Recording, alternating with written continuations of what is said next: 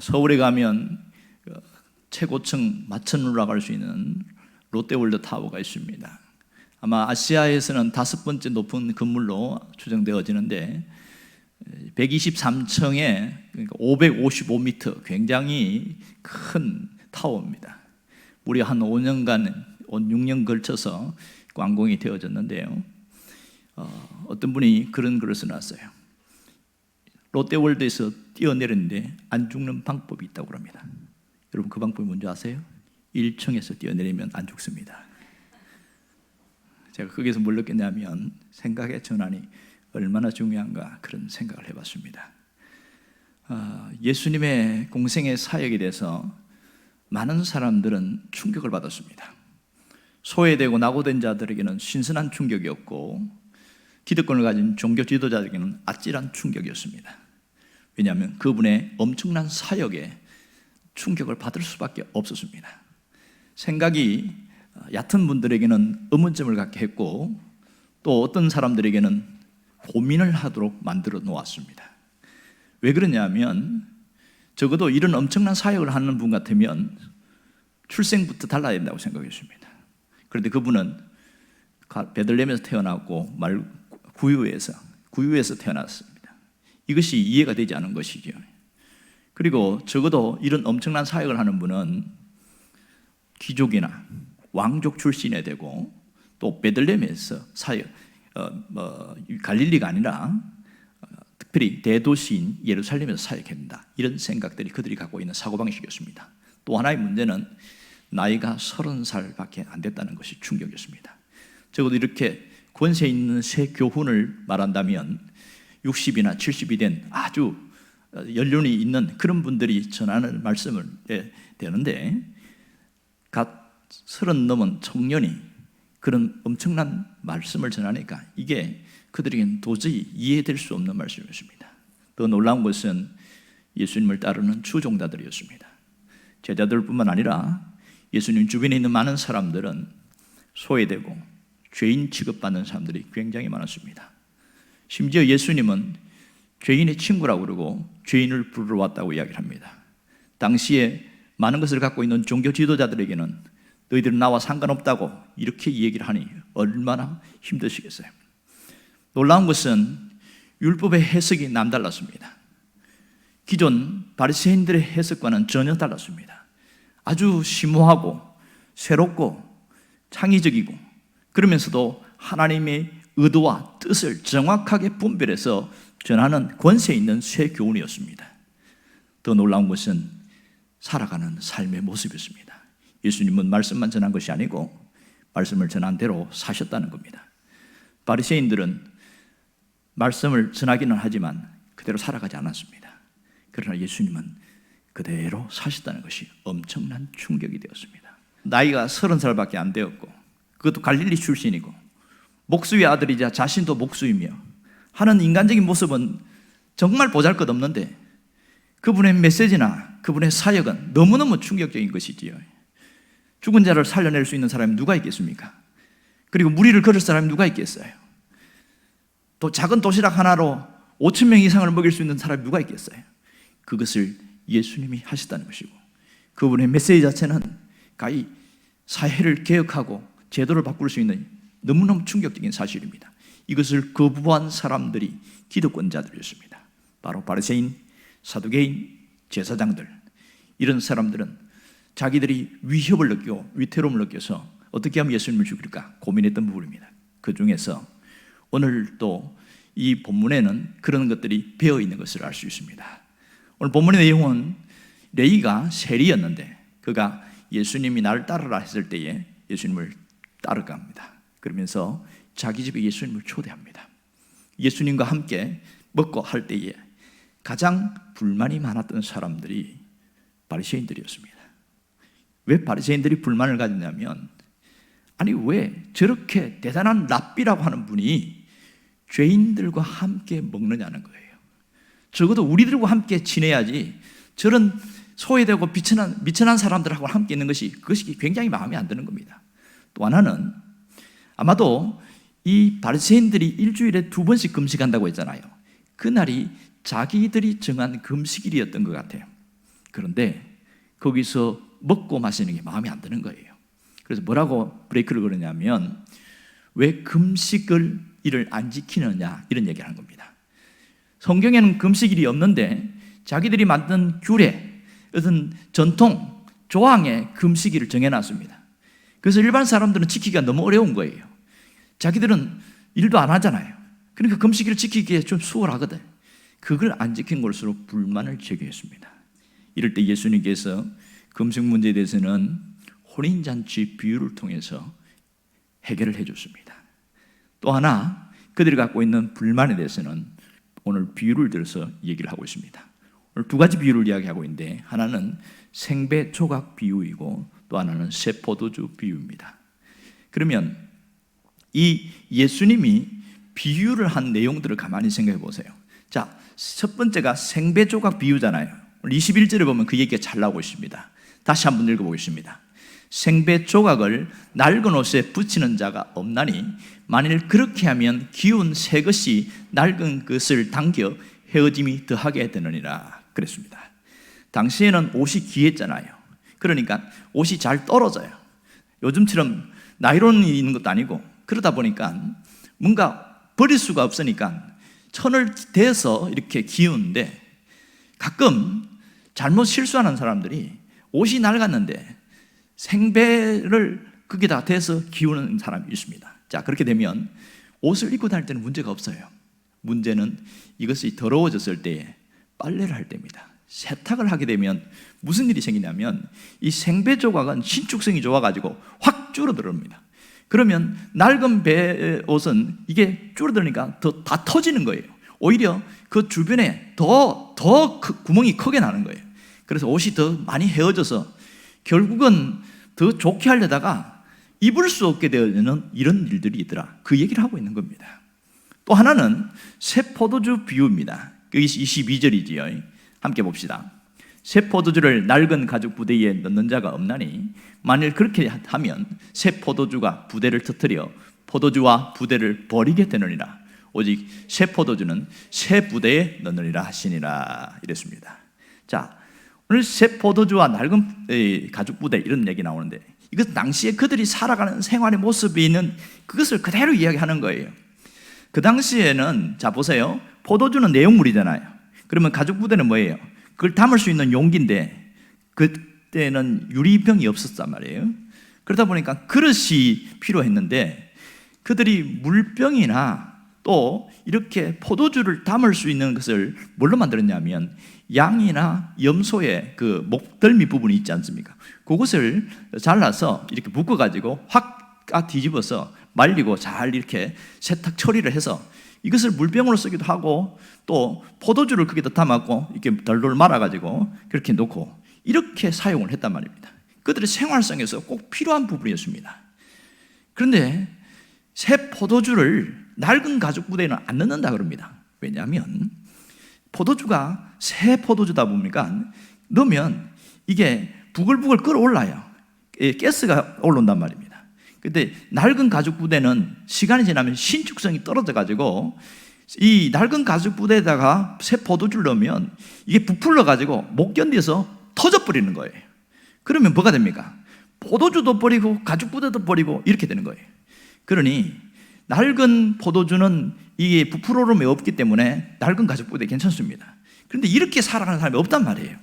당시에 그들이 살아가는 서민들의 일상이었고 사람들이 살아가는 방식이었습니다.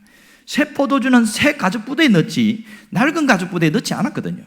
그것을 얘기하면서 귀한 진리의 핵심을 오늘 터뜨려서 말씀하고 있습니다. 그러면 예수님이 말씀하신 이 비유는 무엇인가? 왜 이 비유를 할까요? 못 알아들으니까 이 말씀을 하는 거지요. 그들이 자기가 갖고 있는 틀과 그 다음에 편협한 생각들, 자기의 어떤 삐뚤어진 그런 사고방식, 이것 때문에 예수님이 하는 얘기를 못 알아들으니까 다시 한 번 더 비유를 들어서 이야기하는 거예요. 이래도 못 알아들으면 바본 거죠. 지금 사실 이 얘기를 들으면서 속에서 뭐가 끌어올라냐면 회개하는 마음이 생긴 게 아니고 마음에 찔림이 왔어요. 그러면서 분노가 끌어올랐습니다. 참 못됐지요. 자신들의 잘못을 알고 있거든요. 이렇게 비유를 하니까 뭔지 알고 있습니다. 자, 그러면 여기서 새 포도주는 새 부대에 이렇게 이야기하니까 많은 사람들이 부대에 관심을 갖습니다. 용기, 그릇에. 여기에서 핵심은 새 부대가 아니고 새 포도주가 핵심입니다. 그러면 새 포도주가 무엇입니까? 새 포도주는 바로 예수님 자신을 이야기하고 있습니다. 예수님이 이렇게 오신 것, 그것이 새 포도주입니다.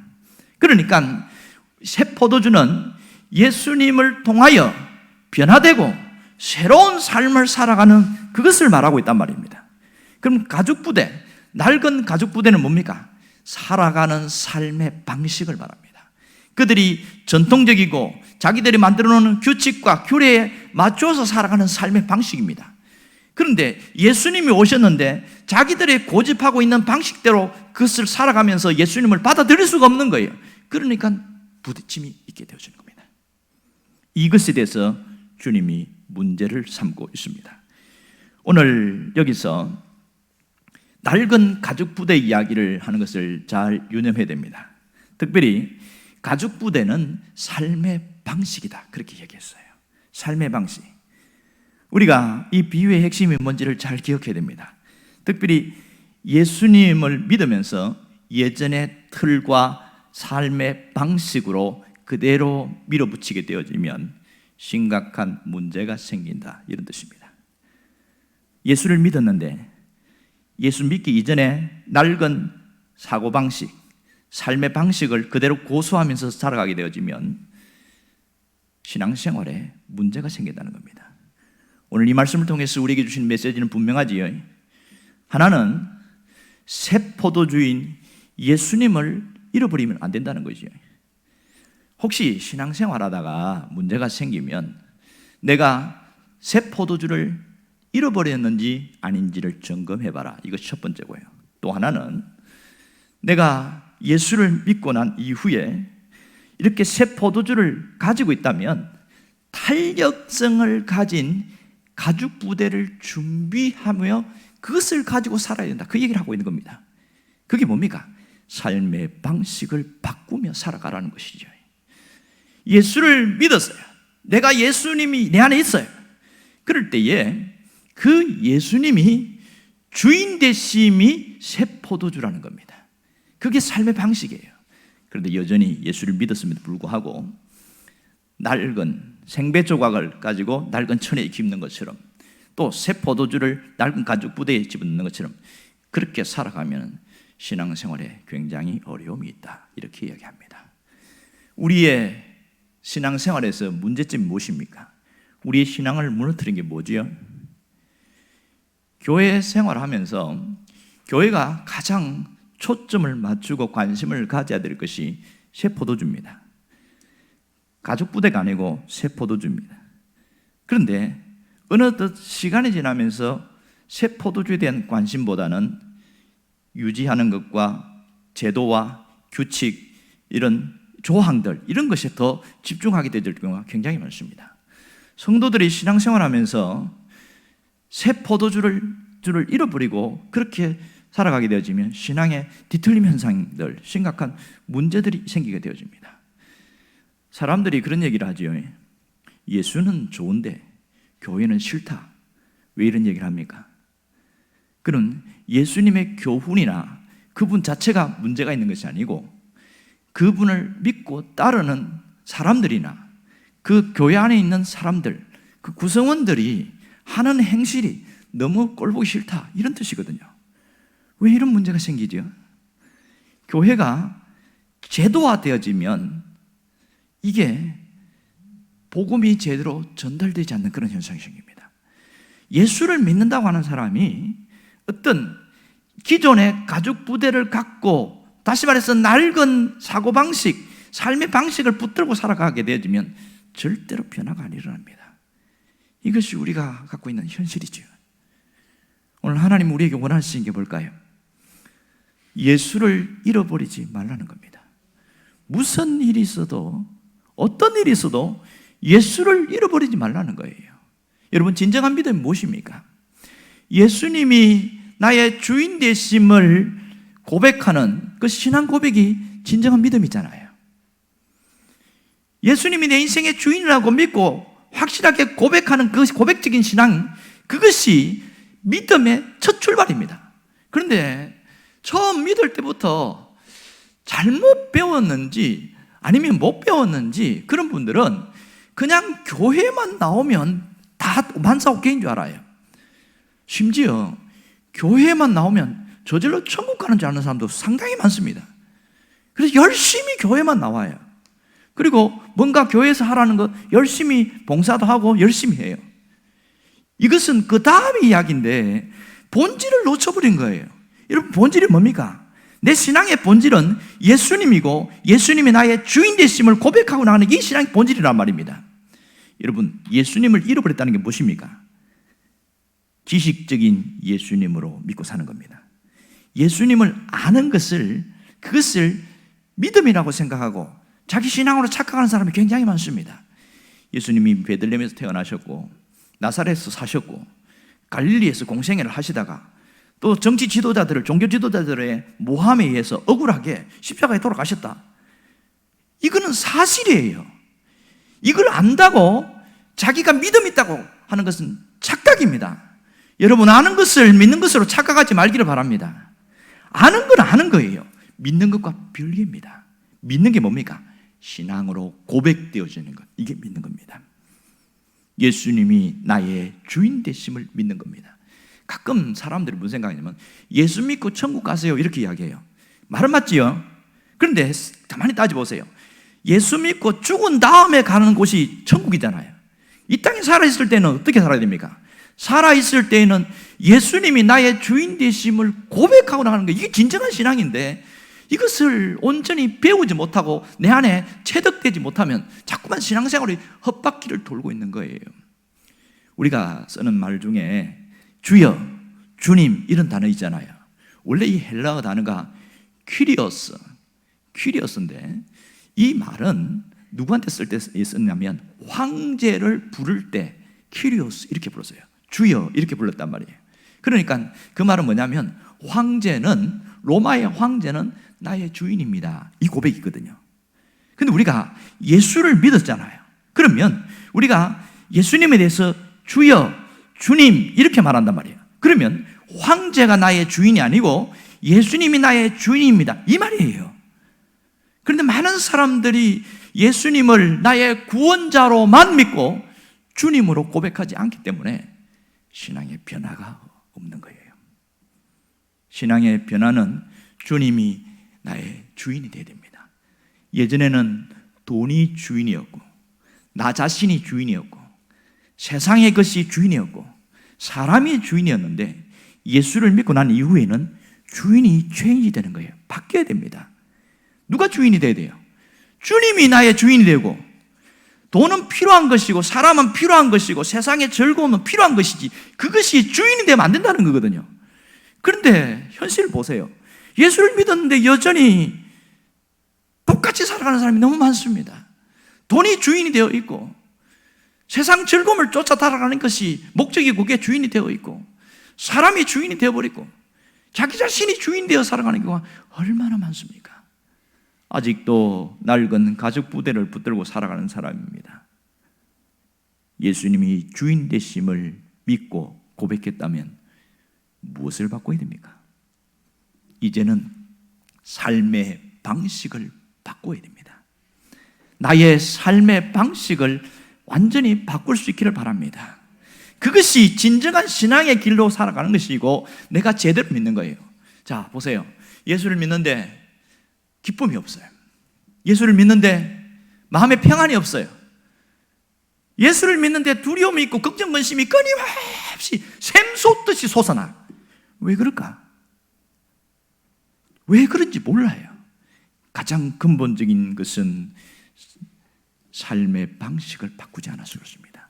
예수님이 주인 되어 있지 않거나 삶의 방식이 바꾸지 않으면 우리 생활에서 여전히 불안하고 두렵고 너무나 우울하고 너무 괴롭고 이것이 일상화되어 버리는 겁니다.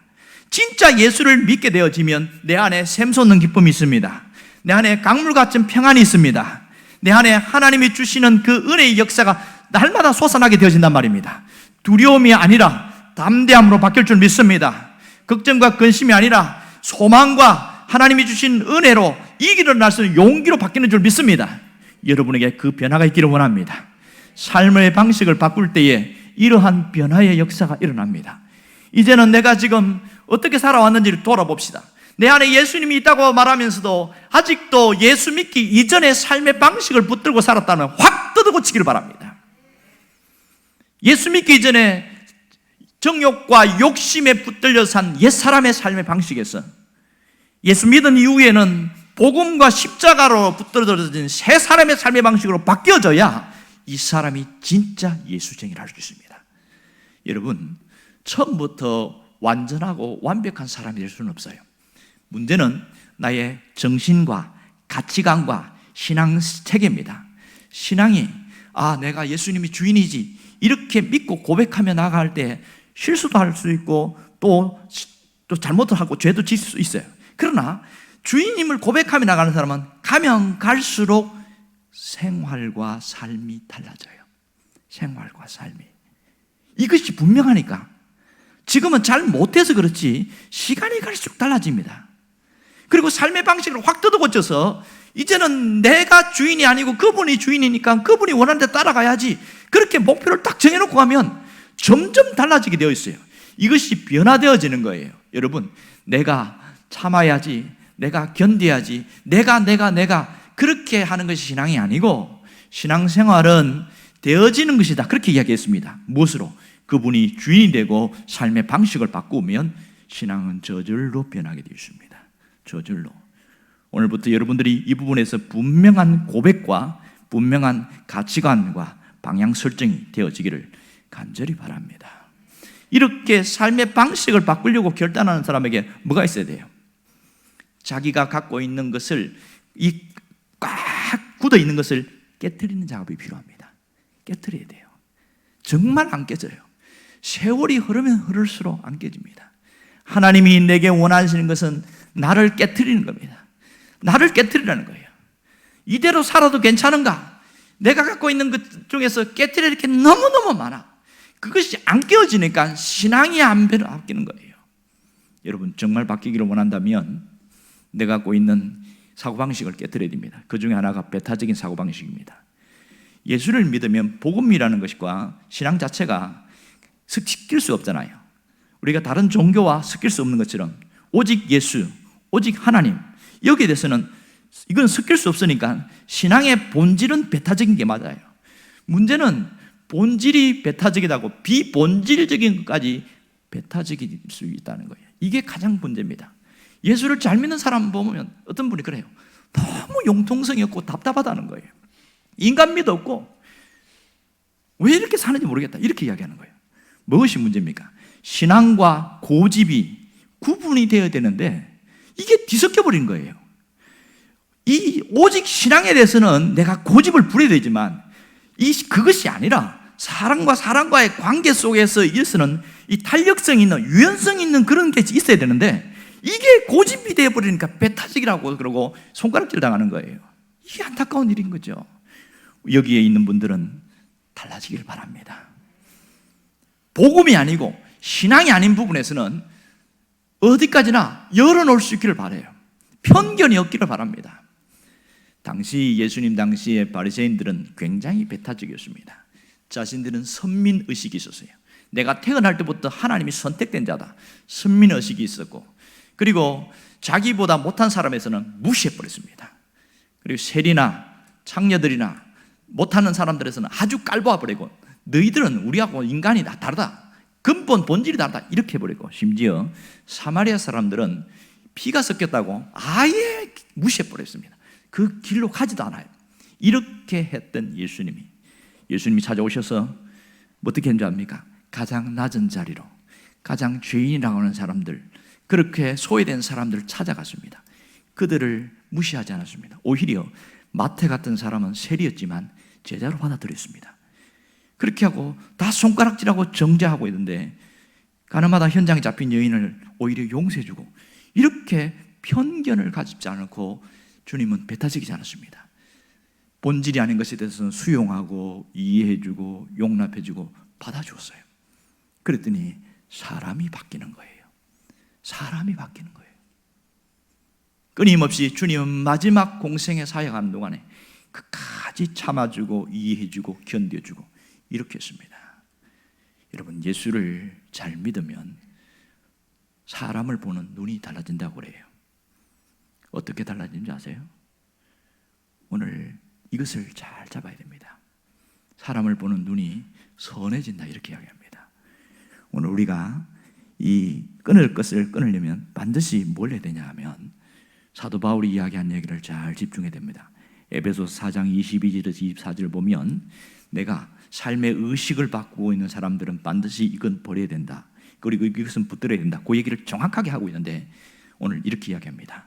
너희는 유혹의 욕심을 따라 썩어져가는 구습을 따르는 옛사람을 벗어버리고, 정확하게 이야기하죠. 그 다음에 오직 너희의 심령이 새롭게 되어 하나님을 따라 의와 진리의 거룩함으로 지으심을 받은 새 사람을 입어라. 이것이 삶의 방식을 바꾸고 나가는 사람입니다. 첫 번째는 뭘 버리라고 그랬어요? 유혹의 욕심을 따라가는 구습을 버리라고 했죠. 썩어져가는 구습이 뭡니까? 옛날 습관입니다. 예수 믿기 이전에 갖고 있는 옛날 습관, 예수 믿었지만 아직도 바뀌지 않는 옛날 습관, 그 중에 하나가 배타적인 사고방식이라는 거예요. 이 습관을 버리는 작업이, 이게 삶의 방식을 바꾸는 거예요. 또 하나는 어떻게? 심령이 새롭게 되는 겁니다. 심령이 새롭게 되는 거예요. 우리의 심령이 새롭게 되는 거, 마음이 새로워진다는 거잖아요. 제가 그 얘기 했잖아요. 예수 믿으면 눈이 달라진다고요. 사람 볼 때 두 가지 눈을 봅니다. 하나는 사랑스러운 마음으로 바라보게 되어지고, 심령이 새롭게 되어지면 또 하나는 불쌍한 마음으로 봅니다.